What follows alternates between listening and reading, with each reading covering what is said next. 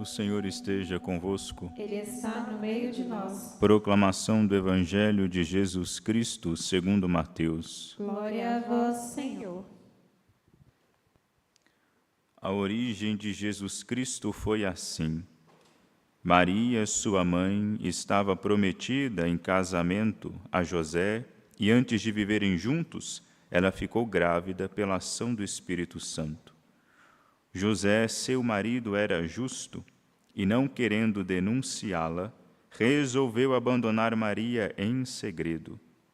Enquanto José pensava nisso, eis que o anjo do Senhor apareceu-lhe em sonho e lhe disse: José, filho de Davi, não tenhas medo de receber Maria como tua esposa, porque ela concebeu pela ação do Espírito Santo. Ela dará à luz um filho, e tu lhe darás o nome de Jesus, pois ele vai salvar o seu povo dos seus pecados. Tudo isso aconteceu para se cumprir o que o Senhor havia dito pelo profeta: Eis que a virgem conceberá e dará à luz um filho. Ele será chamado pelo nome de Emanuel, que significa Deus está conosco. Quando acordou, José fez conforme o anjo do Senhor havia mandado e aceitou sua esposa. Palavra da salvação. Glória a vós, Senhor. Caríssimos irmãos e irmãs, estamos aí às portas dessa belíssima festa da Igreja, que é a festa do Natal, a solenidade no Natal, que fazemos memória desse fato único e surpreendente que aconteceu na nossa história, em que Deus, o próprio Deus, se encarna, né? Na contramão, né, de todo o movimento do coração do homem. O homem que, pela ganância, ele almeja em ser Deus, enquanto Deus, na sua soberania, de fato, o homem almeja ter poder, o homem almeja ser soberano. Deus, que de fato é poderoso e é soberano, ele faz o movimento contrário, ele se torna menino, invertendo, não é, mostrando para nós que a lógica dele, o modo dele de proceder, o modo dele de pensar, não tem nada a ver conosco.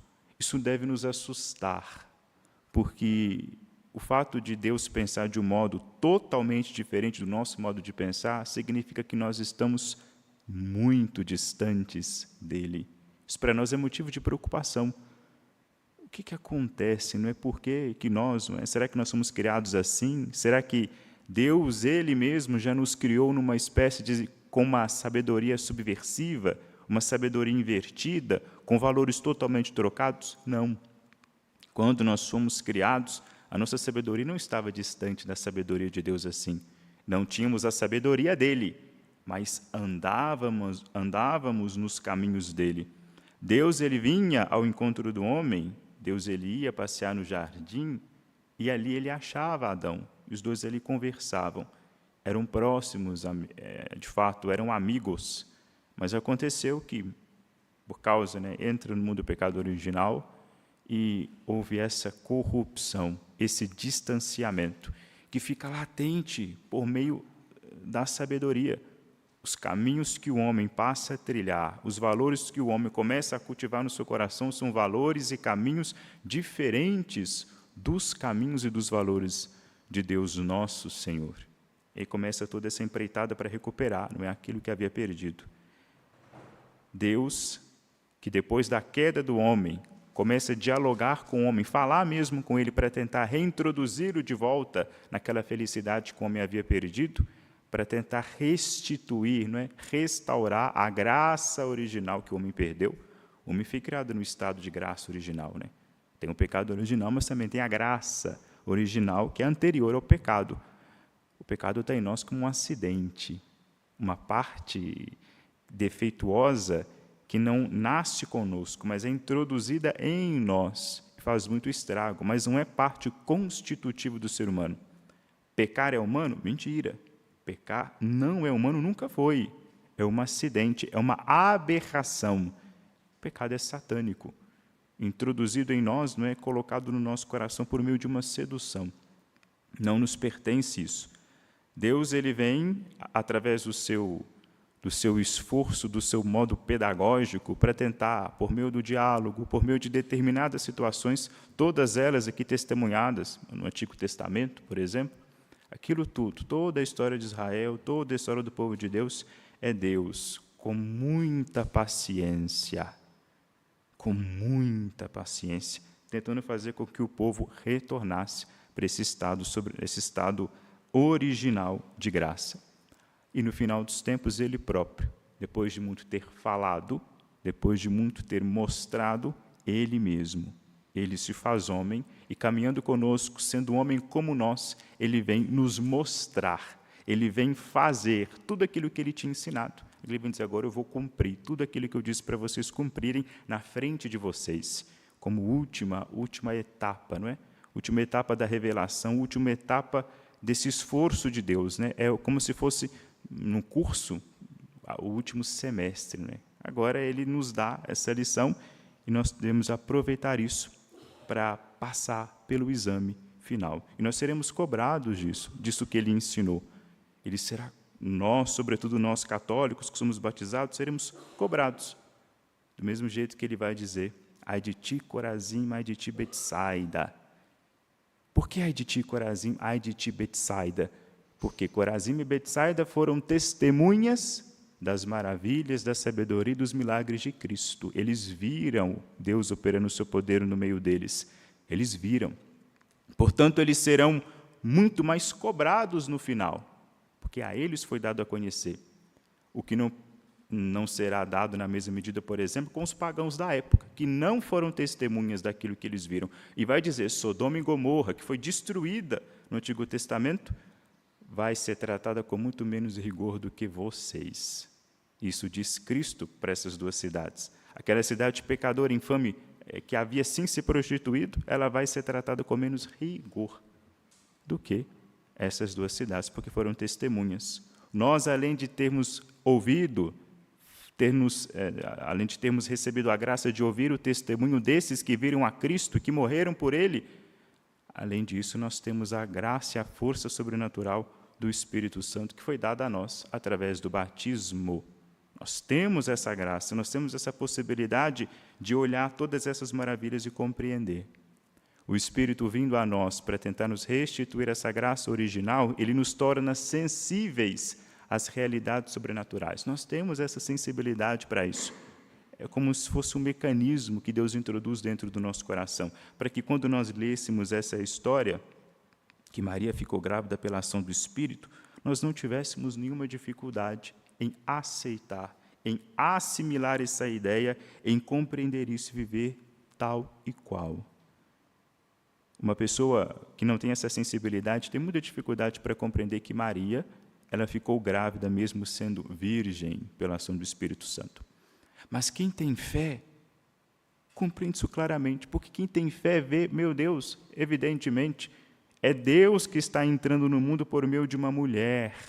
Isso é extraordinário, isso não é comum. Não é comum. Aquele que criou todas as coisas se submete e se coloca na situação de criatura. Se coloca na situação de criatura. Ele é criador e se rebaixa.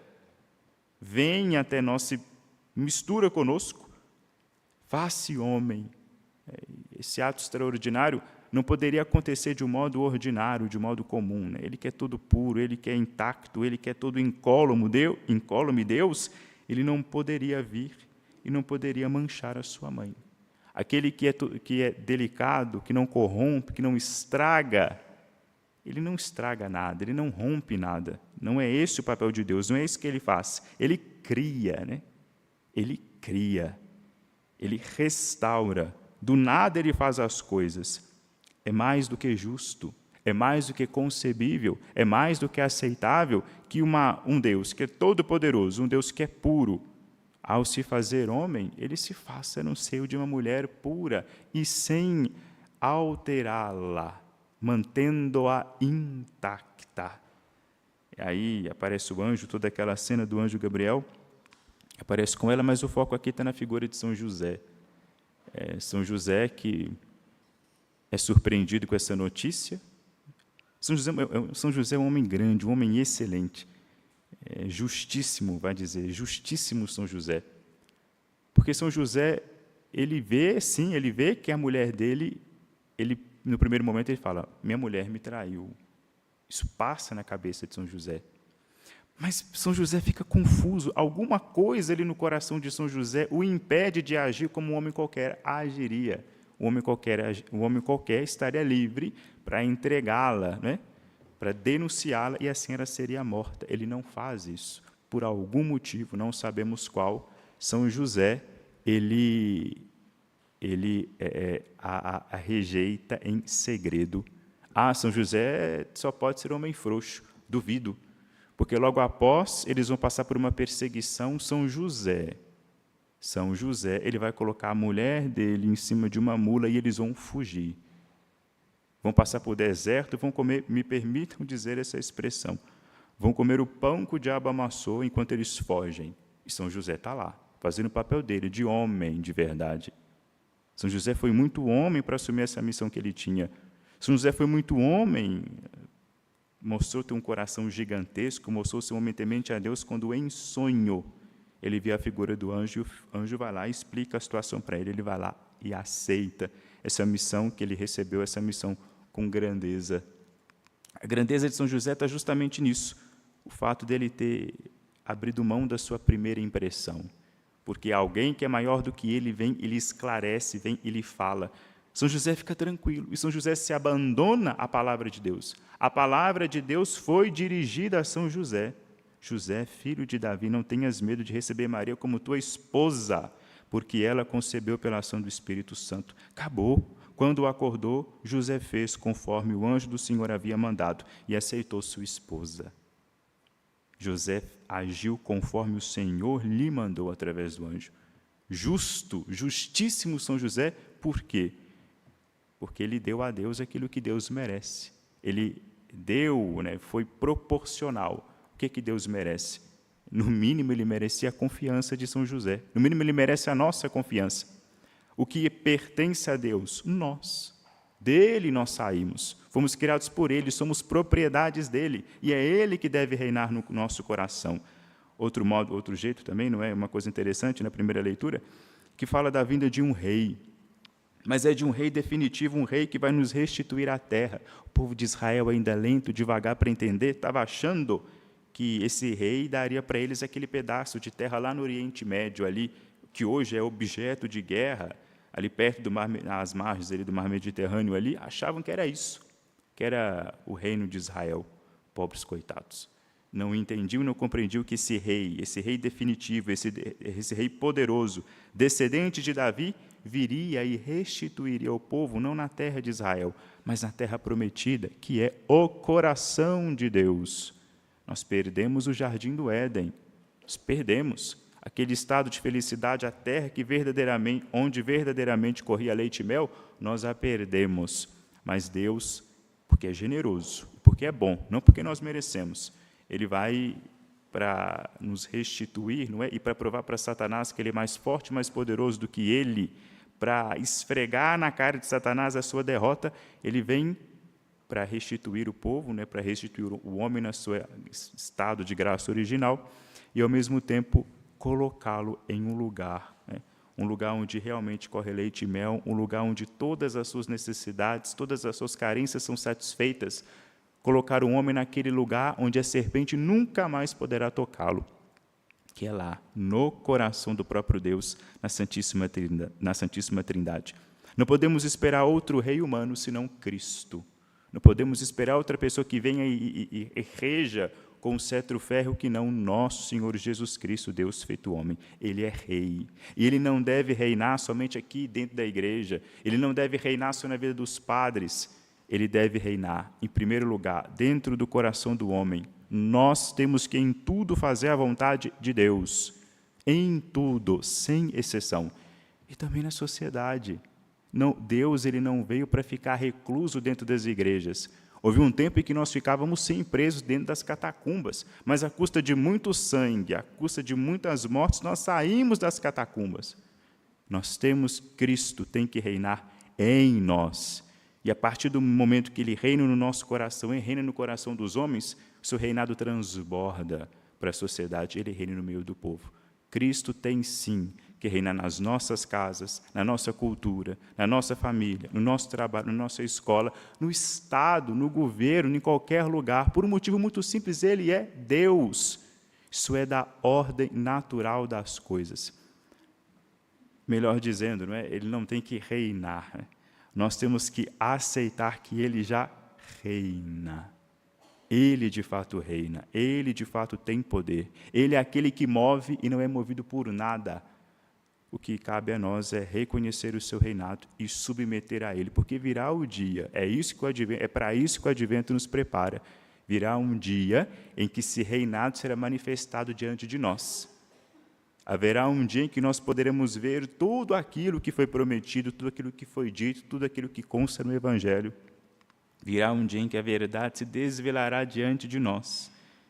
Haverá o dia que nós veremos o quanto nós somos ingratos, o quanto nós somos mesquinhos e o quanto Deus foi generoso. E, infelizmente, alguns não terão a oportunidade de, depois de ver, mudar de ideia.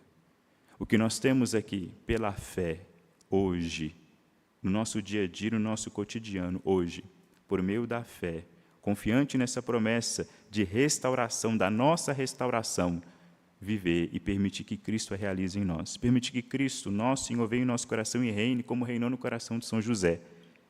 Que assim como São José nós possamos, a partir da palavra de Deus, de modo humilde e obediente, nos rebaixar, abaixar a nossa cabeça e agir conforme a palavra de Deus nos manda. Glória ao Pai, ao Filho e ao Espírito Santo. Como era no princípio, agora e sempre. Amém.